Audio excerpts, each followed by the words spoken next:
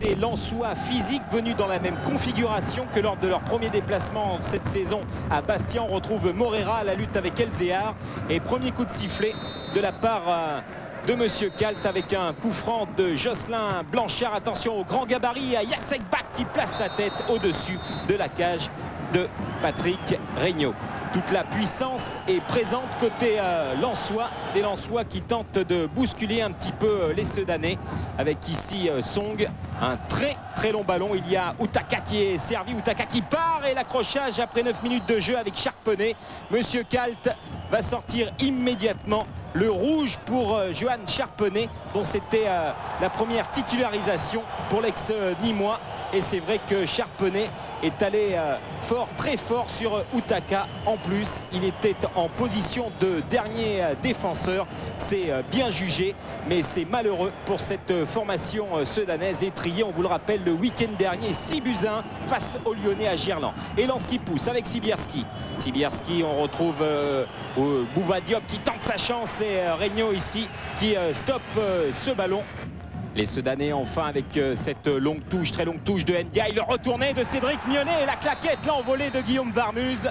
Cédric Mionnet, magnifique geste ici, la coqueluche du stade Gugoguez, tout près ici d'ouvrir le score, mais en face il y a quand même Guillaume Varmuz étincelant. Mionnet sur le corner avec à la récupération Henri Camara qui tente d'envelopper son ballon, pas assez pour inquiéter Guillaume Varmuz. Camara le seul buteur de cette formation sedanaise. Premier changement à quelques encablures de la mi-temps.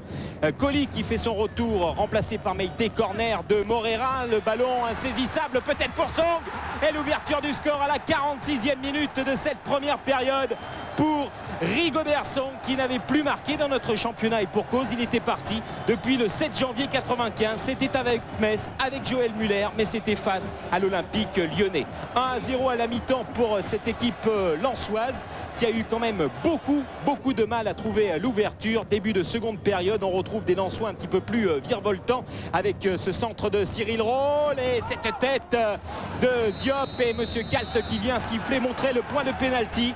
Regardez pourquoi, parce que d'abord il y a cet avertissement pour Oulida qui est venu toucher le ballon de la main dans son duel avec Diop. On le voit ici, venu contrer ce ballon.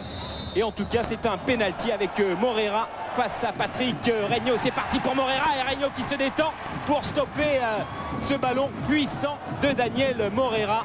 Magnifique Patrick Regnault. Le stade Gugoguez chavire, mais derrière il y a une faute encore de Oulida, cette fois sur Morera. Monsieur Kalt l'avertit une deuxième fois et bizarrement, pas de rouge pour Oulida. L'explication de Monsieur Kalt après la rencontre, il a noté le 7 à la place du 27.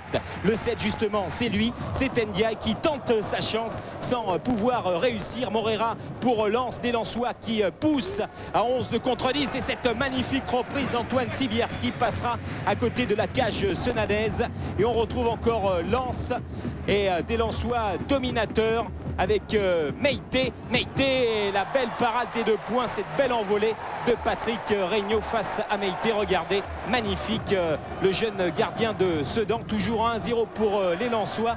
Les Lensois avec Koulibaly et cette belle ouverture pour le nouveau venu dans cette équipe lensoise qui n'est autre que l'ancien Lillois Dagui Bakary qui aura beaucoup d'occasions ici sous les yeux de Joël Muller. Et les minutes qui filent, les arrêts de jeu de cette rencontre avec Di Tommaso, peut-être la balle d'égalisation, mais ce sera à côté. Ce sera la dernière occasion de revenir. Grosse déception pour les Sedanais d'Henri Stambouli. Par contre, grande joie, belle délivrance pour les Lensois qui n'avaient plus gagné à l'extérieur en championnat depuis le 23 février dernier. C'était à Montpellier.